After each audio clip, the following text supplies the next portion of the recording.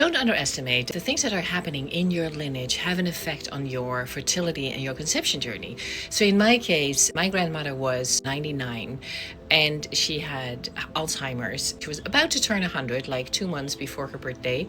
And she appeared to me. I was living in Hawaii. She came floating across the ocean. Sounds really bizarre, but she came. She started to telepathically communicate to me, and she said, everyone is preparing for my 100th birthday and they're all making these sketches and photo books and whatnot, and I don't want it.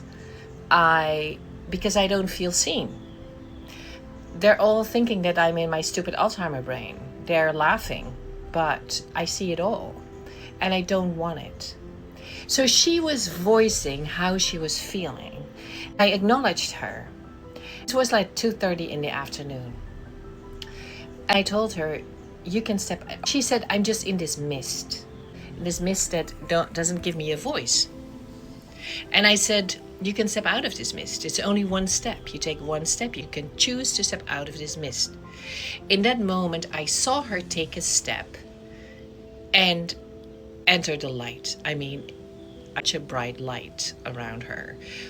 Later that day, my mother called me that she had passed in her sleep peacefully at that moment at 2:30.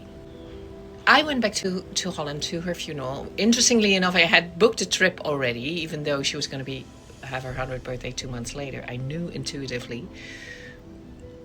And then I had the strong urge to move to another island. So I came back to Hawaii and I moved to another island. A week after I had returned, I moved to this island.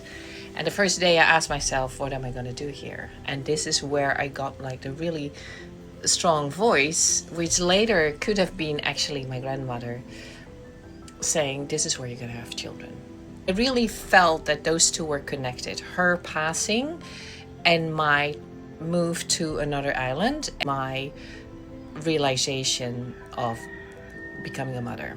Exactly a year from that day, I conceived. Exactly a year from her funeral was the day that my daughter announced herself, I want to be born through you. I mean, you could call it coincidence, but for me, I see this all the time, that when someone leaves, when someone passes, it creates this momentum, especially when there is a lot of consciousness around it.